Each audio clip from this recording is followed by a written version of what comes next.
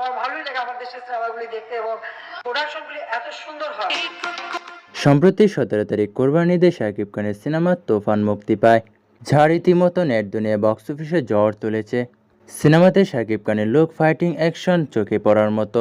বাংলা ইন্ডাস্ট্রিতে এমন সিনেমা আগে কখনো দেখা যায়নি। তুফান সিনেমাটি বাংলা সিনেমার ইন্ডাস্ট্রিকে এক ধাপ এগিয়ে নিয়ে গেছে। শাকিব খানের এই তুফান সিনেমা দেখে প্রশংসা করেছেন বাংলাদেশের প্রধানমন্ত্রী শেখ যখন প্লেনে হাসিনা। যখন যাই তখন আমি সবসময় আমাদের দেশের সিনেমাগুলি আমি দেখি। তিনি বলেন তিনি নিয়মিত বাংলা সিনেমা দেখেন, তবে অন্যদের মতো সিনেমা হলে গিয়ে তিনি সিনেমা দেখতে পারেন না, তাই তাকে প্লেনে টিকিটে সিনেমা দেখানো হয়। তিনি শাকিব খানের প্রশংসা করে বলেন শাকিব খান একজন ভালো অভিনেতা, সে আজ আছে বলেই বাংলা ইন্ডাস্ট্রি এত দূরে গিয়েছে।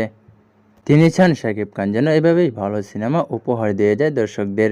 সম্প্রতি কোরবানি ঈদে শাকিব খানের তুফান সিনেমাটি 129টি সিনেমা হল প্রেক্ষাগৃহে মুক্তি পায়। সিনেমাটি দর্শকদের ব্যাপক চাহিদা থাকার কারণে সিনেমাটির হল সংখ্যা দিন দিন বেড়েই যাচ্ছে। ঈদের পর 20 জুন তুফান সিনেমার দুষ্ট কোকিল গানটি মুক্তি পায়, যা রীতিমতো ব্যাপক ভাইরাল হয়েছে। এই সিনেমাটি 3 দিনে ভিউজ হচ্ছে 90 লক্ষ।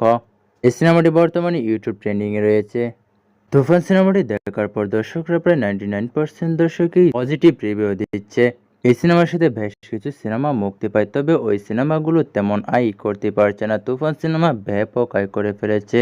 সিনেমাটি মুক্তি পেয়েছে 7 দিন হলো। সিনেমাটি বাজেট ছিল 10 কোটি টাকা। সিনেমাটি প্রথম দিন বক্স অফিসে ক্রস কালেকশন করে 90 লাখ টাকা, সপ্তম দিন বক্স অফিসে ক্রস কালেকশন করে 80 লাখ টাকা।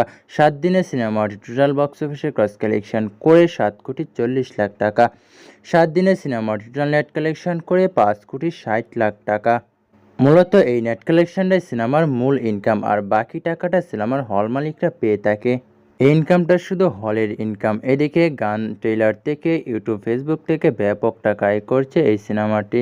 ইউটিউব এবং ফেসবুক থেকে প্রায় কোটি টাকার উপরে আয় করে ফেলেছে এই সিনেমার গান এবং ট্রেলার।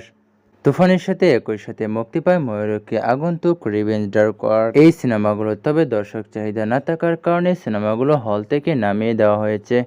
সিনেমা শুধু একটাই, সেটা হলো তুফান সিনেমা।